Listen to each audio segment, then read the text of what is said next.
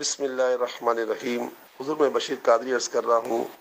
آج کل ایک تکلیف ہو رہی ہے، وہ یہ ہے کہ بازار میں جو ٹوائلٹ پیپر آ گئے ہیں، ان ٹشو پیپر، اس پر جو ہے انگریزی میں تحریر لکھی ہوئی ہے، یعنی کسی کمپنی کا نام لکھا ہوا ہے. میں نام نہیں بتانا چاہتا.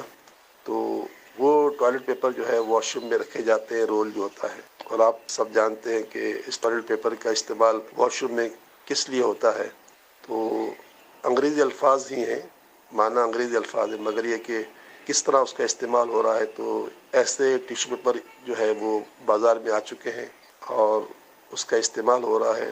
تو آپ کے ذریعے ہم سب کو پتہ چلے کہ یہ استعمال کرنا کیسا ہے، جائز ہے یا ناجائز ہے، اور اس کی روک تھام کے لیے کیا کیا جائے. اللہ تعالیٰ آپ کو دارالعلوم خوشی عطا فرمائے. آمین. جزاک اللہ خیر. آمین بھیا کو. یہ ٹشو پیپر پر لکھا ہوا انگلش میں عام ابھی نہیں ہے، ہوتا ہے کسی ٹشو پیپر پر ہوتا ہے، لیکن اکثر پر لکھا ہوا نہیں ہوتا. ایک تو یہ. دوسرا انگلش میں لکھا ہوتا ہے. تو انگلش میں اور عربی، اردو، فارسی، وہ زبان جس میں عربی زبان کے یعنی قرآن کریم کے حروف تہجی آتے ہیں، فارسی میں ہوتے ہیں، سندھی میں بھی غالباً ہوتے ہیں. حروف تہجی یہ قرآنی حروف ہوتے ہیں سندھی میں، اگر میں بھولا نہیں تو. اسی طرح مطلب اردو میں، فارسی میں. تو ان کا حکم اور انگلش یا لاطینی زبان، ہندی، بنگلہ دیش، اس طرح کی جو جس میں قرآنی حروف نہیں ہیں، ان کے حکم میں ویسے فرق ہوتا ہے. اب یہ کہ ایسا ٹوائلٹ پیپر اس میں انگلش میں لکھا، اچھا اب کیا لکھا ہے یہ بھی دیکھنا ہوگا.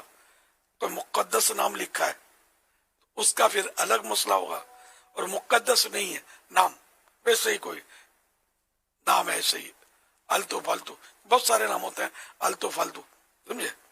جیسے کنگ لکھا ہوا ہے، اب کنگ کوئی مقدس لفظ تو ہے نہیں، اس ذہن میں آیا میرے لفظ، سمجھے.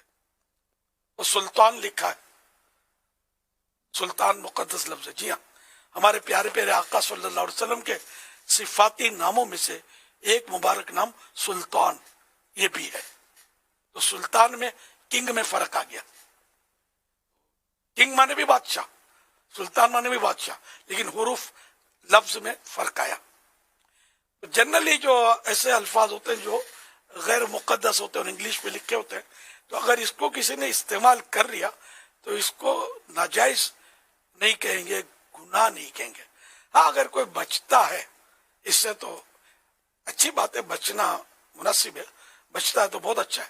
لیکن یہ کہ اگر کوئی نہیں بچتا تو اس کو گناہگار نہیں کہیں گے. البتہ یہ کہ بہت ساری چیزیں جو ہے اس پہ لکھا ہوا ہوتا ہے. کموڈ جو ہے، WC کموڈ، اس کا استعمال بھی گندگی ڈالنے کے لیے ہوتا ہے، ان پہ بھی لکھا ہوتا ہے. بچ کر بندہ جائے کہاں، وہ انگلش میں لکھا ہوتا ہے. اب تک جو دیکھ رہے ہیں اس میں کیسے بچیں گے. بیسن جس میں ہاتھ دھوتے ہیں تو بھی لکھا ہوتا ہے. تو بھی پاک ناپاک ہر طرح کے ہاتھ دھلتے ہیں. بچوں کے پیشاب والے چھوٹے چھوٹے کپڑے بھی لوگ دھوتے ہوں گے اس میں. اچھا تو یوں.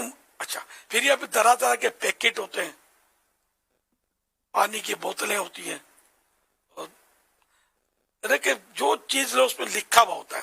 اب عربی میں بھی لکھا ہوتا ہے، اردو میں بھی لکھا ہوتا ہے. ان کا بہرحال حروف تہجی کا تو ادب ہونا چاہیے، کرنا چاہیے. لیکن اب اتنا عام ہو گیا یہ کہ آدمی بچ نہیں سکتا. اب پانی کی بوتل ہے باہر ملکوں میں خاص کر، تو عام پانی نلوں سے تو پینا منع ہوتا ہے کہ وہ مطلب صحت کے لیے مضر ہوتا ہے، یہ بتایا جاتا ہے. تو یہ اس کے لیے منرل واٹر ہی پیا جاتا ہے. اب اس کی بوتلیں، کئی بوتلیں روز ختم ہوتی ہیں. بڑے بوتل بھی آتے ہیں اس کے، چھوٹے بوتل بھی آتے ہیں. سفر میں ہوتا ہے آدمی، راستے میں ہوتا ہے، گاڑی میں ہوتا ہے، دکان پہ ہوتا ہے، یہ بوتل پیتے ہیں. اب یہ بوتلیں اگر سنبھالنے جاتا ہے تو پھر بڑا حرج ہے. تو یوں بعض صورتوں میں یہ کہ اس میں نیت یہ ہو کہ میں ان مقدس حروف کی جو لکھے میں ہیں عربی میں یا اردو میں جو قرآنی حروف ہیں میں ان کی بے ادبی نہیں کرتا. اور نہ کوئی مسلمان ایسا سوچ سکتا ہے کہ میں اس لیے پیکٹ پھینک رہا ہوں کہ اس میں عربی لکھا ہے, انگلش لکھا ہو تو میں نہ پھینکتا. ارے یہ نیت تو کسی بھی نہیں ہوتی کہ عربی لکھا ہے اس لیے پھینک رہا ہے, بس جنرلی کہ اب میں کیا کروں, اس کو کہاں سنبھالوں, اور یہ مطلب ادھر ادھر ڈال دیتا ہے. تو اس میں مطلب یہ کہ اس کو بھی ناجائز نہیں کہا جائے گا. البتہ جو بچ سکتا ہے تو اس کو ذرا اجازت تو ہے کہ وہ اس سے بچے, اس کو پھینکنے سے, ضائع کرنے سے. جتنا ادب کرے گا انشاءاللہ صلہ ملے گا اس کا, با ادب با نصیب. لیکن یہاں بے ادب بے نصیب والا جملہ نہیں کہیں گے کہ بے ادبی کی نیت کسی کی ہوتی نہیں ہے مسلمان کے بارے میں, بدگمانی کی ضرورت بھی نہیں ہے, نہ اجازت. واللہ تعالی اعلم ورسولہ اعلم عز وجل وصلی اللہ تعالی علیہ وآلہ وسلم. صلو علی الحبیب صلی اللہ علی محمد.